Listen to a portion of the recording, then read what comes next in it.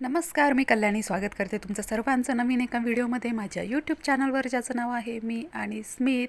सगळ्यात आधी ज्यांनी माझ्या चॅनलला सबस्क्राईब केलेलं आहे त्यांचे खूप खूप आभार, धन्यवाद. आणि ज्यांनी माझे व्हिडिओ बघत असाल आणि चॅनलला अजूनही सबस्क्राईब केलेले नसेल तर लवकर माझ्या चॅनलला सबस्क्राईब करा आणि रोजचे व्हिडिओ माझे बघत चला, तर छान छान व्हिडिओ तुमच्यासमोर येत राहतील. तर आत्ता मी करते आहे पावभाजी. त्याच्यासाठी करते आहे हे जे नवीन आणलेलं मी चॉपर आहे, तर मी त्याच्याने बारीक करते आहे कांदा पावभाजीसाठी. तर सारखंच आहे जसं मी यापूर्वी दोरीचं होतं माझ्याकडे चॉपर कांदा बारीक करण्यासाठी, तर तसंच हे पण आहे.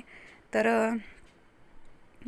विशेष वेगळं असं काही नाही, तर दोरीचं ओढायचं आणि हे वरतून प्रेस करायचं, तर छान असा कांदा किंवा इतर गोष्टी बारीक होतात. तर आता मी भाज्या शिजवून घेतलेल्या होत्या, जसं की बटाटा, शिमला मिरची, फ्लावर आणि वाटाणे, ह्या सगळ्या गोष्टी कुकरमध्ये शिजवून घेतलेल्या होत्या. आता ते जे पावभाजी मॅशर आहे त्याच्याने मी मॅश करून घेते आहे. त्याच्यासाठी मी टोमॅटो पेस्ट बनवून घेणार आहे, कारण की टोमॅटो मी चिरून घेतलेले आहे आणि बारीक चिरून टाकले तर त्याचं जे वरचं जे कवर असतं ना टोमॅटोला, एकदम असं वेगळंच असतं, प्लास्टिकसारखं असतं बघा. तर ते लवकर बारीक नाही होत. एकतर मग टोमॅटो थोडंसं गरम पाण्यामध्ये उकळून घ्यायचे, मग त्याच्यावरचं साल काढून घ्यायचं आणि नंतर मग ती चिरून टाकलेले किंवा मग असे बारीक करून टाकले तरी पण म्हणजे थोडेसे गरमरीत नाही म्हणता येणार, थोडेसे पूर्ण बारीक नाही, अशा पद्धतीने बारीक करायचे. आणि ते साल मग तसंच राहत नाही. असं कितीही भाजी शिजू दिली तरी पण ते जे वरचं जे साल असतं ना ते तसंच राहतं. म्हणून मग मी काय करते, मिक्सरला बारीक करून घेते. जेव्हा कधी टोमॅटो उकळून नाही घेत गरम पाण्यामध्ये, तेव्हा बिना उकळवायचे जेव्हा असतात तेव्हा मी साल सकट बारीक करून घेते मिक्सरच्या भांड्याला. मग छान पेस्ट बनते. तर मी काय केलं तर आता तेलामध्ये जिरं घातलं आणि त्यानंतर कांदा घातला, त्यानंतर आल्या लसणाची पेस्ट घातली, कारण की आल्या लसणाची पेस्ट जर का अगोदर घातली तर मग ते खूप जास्त करपतं कढायला. त्याच्यामुळं मग मी कांदा थोडासा परतून घेते आणि नंतर कांद्या लसणाची पेस्ट घालत असते. मग अशा पद्धतीने ते घातलं आणि त्यानंतर टोमॅटो पेस्ट पण घातली. छानपैकी तेल सुटेपर्यंत परतून घेतलं आणि त्यानंतर मी मसाले घातले आणि पाहिजे तेवढं पाणी घालून भाजी आता थोडा वेळ शिजू देते. मी दुसऱ्या साईडच्या गॅसवर ठेवलेलं आहे. तोपर्यंत आता जे पाव आणलेले होते तर ते मी बटर लावून छानपैकी असे शेकवून घेते. थोडेसे जास्त प्रमाणात मी शेकवते, कारण की छान असे कुरकुरीत वगैरे लागतात खाताना, तर तसेच आवडतं आम्हाला, म्हणून मी थोडेसे जास्त जे पावभाजी मॅशर आहे ना त्याच्याने थोडंसं जास्त त्याच्यावर प्रेस करते. छान आता सगळे पाव मी बटर लावून शेकवून घेते आणि गरम गरम आता पावभाजी पण आता सगळं मिक्स केल्यानंतर जास्त वेळ शिजवायची नसते, थोडा वेळ शिजवते आणि अशा पद्धतीने पावभाजी तयार झालेली आहे. छान अशी थोडीशी थिकच असते, मी बनवते तेव्हा जास्त पातळ वगैरे नसते. त्याच्यासाठी बघा, पाव शेकवून झालेला आहे, कांदा कोथिंबीर, त्याच्यासाठी लिंबू घेतलेलं आहे, भात बनवलेला आहे आणि थोडं चीज. आता छानपैकी जेवण वगैरे झालं आणि त्यानंतर मी शूट वगैरे केलेलंच नाही. त्यानंतर हा नेक्स्ट डे आहे. नेक्स्ट डे सकाळचं आवरून वगैरे पण झालेलं होतं माझं आणि दुपारच्या वेळेला मी बटाटे उकडून ठेवत होते, म्हणजे थोडासा वेळ होता दुपारचा. तर हे बटाटे मी कशासाठी उकडते आहे, तर आज मला करायचं आहे कालची जी पावभाजी मी केलेली ना त्याचे काही पाव उरलेले आहे, तर म्हणून मी वडापाव करायचा आहे. त्याच्यासाठी मी बटाटे छानपैकी कुकरला उकडून घेते. थोडेसे मोठे बटाटे होते म्हणून मी अर्धे केले आणि कुकरला लावलेले आहेत. कुकरच्यात 2 ते 3 शिट्ट्या झाल्या की मग लगेच वाफ काढून मग ते काढून घेते, नाहीतर मग खूप जास्त शिजले जातात. पण हल्लीचे बटाटे कसे येतात माहिती का, कुकरला लावले ना एक शिट्टी जास्त झाली तर गाळ होतं, म्हणजे खूप जास्त शिजतात. आणि म्हणजे मर्यादित अशा शिट्ट्या दिल्या तर मग काय होतं की काही बटाटे ना बाहेरून तर शिजतात पण आतमध्ये एकदम कच्चे राहतात, एकदम कडक राहतात. असे का होतं काय माहीत नाही, काही बटाटे शिजतात काही बटाटे नाही शिजत. तर असंच होतं आहे सध्या, काय करणार आहे.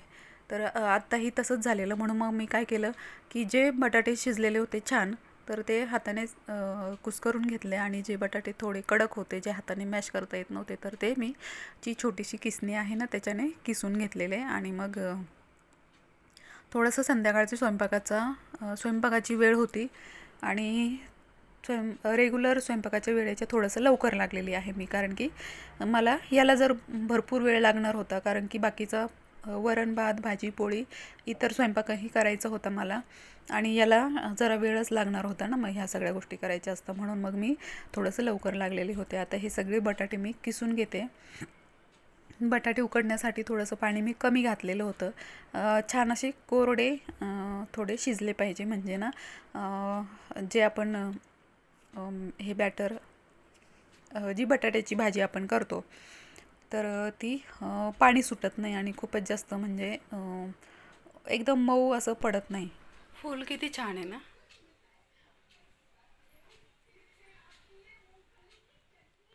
मला खूप आवडले हे फुलं. छान वाटतं बेडशीट. फुलं खूप छान यायचे.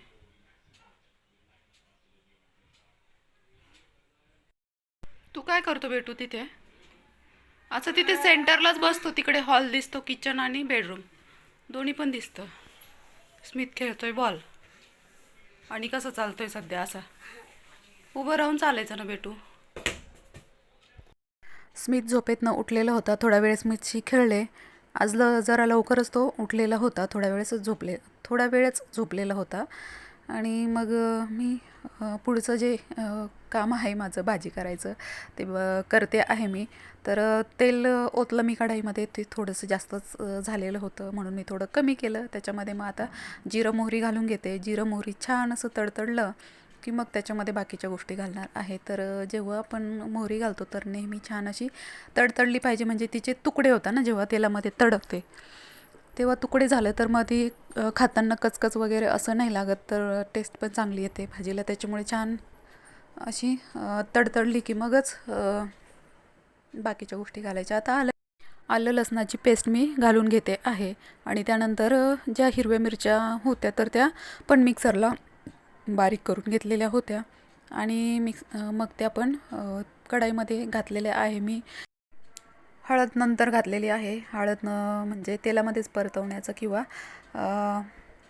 म्हणजे तेलामध्ये अगोदर कढीपत्ता पण होता, तो पण परतवायला पाहिजे होता, तर ते घाईघाईमध्ये म्हणजे लक्षात नाही राहिलं, कारण की स्मित पण बाजूला खेळत होता, म्हणून मग मी काय केलं एवढं परतून घेतलं आणि त्यानंतर मग कढीपत्ता किंवा हळद मी घातलेली आहे आणि थोडं तेलामध्ये परतून घेतलेलं आहे. पण टेस्ट काही बदलली नाही. छान लागलं जेव्हा वडापाव मी केला तेव्हा. तर छान असे कढीपत्त्याचे पानं तोडून घातलेले आहे आणि थोडा वेळ मी आता परतून घेतले. आणि हे जे परतलेलं मिश्रण आहे हे मी जे बटाटे मॅश केलेले होते, कुस्करून घेतलेले होते, त्याच्यामध्ये घातले. चवीनुसार मीठ घातलं आणि हळद मी सांगितलंच मला की नंतर घातले.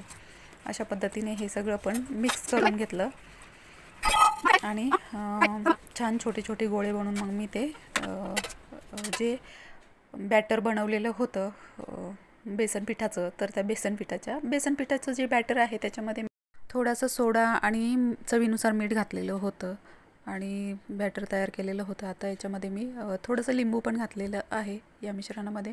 ते मिक्स करून घेते आणि गोळे बनवते आहे. आणि हे छान सगळे गोळे बनवून ठेवते आणि मग पटकन तळून घेते सगळे पण एकाच वेळेला, मग बाकीचा स्वयंपाक पण करायचा राहील.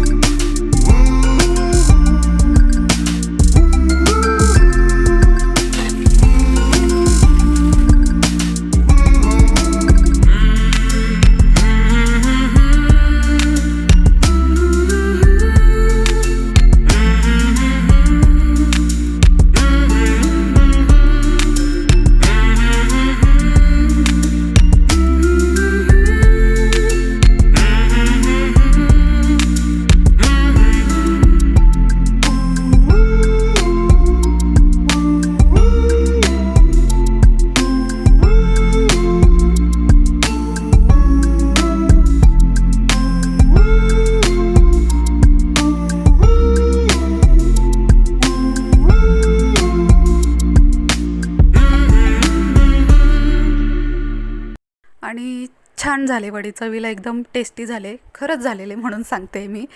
कारण की जेव्हा बाहेर खातो आपल्याला बऱ्याचदा बाहेरचंच आवडतं, छान वाटतं. पण घरी पण तशाच पद्धतीने छान बनवले तर नक्कीच छान वरतून छान कुरकुरीत झाले. आणि जी भाजी बनवलेली होती ती पण एकदम टेस्टी झालेली होती.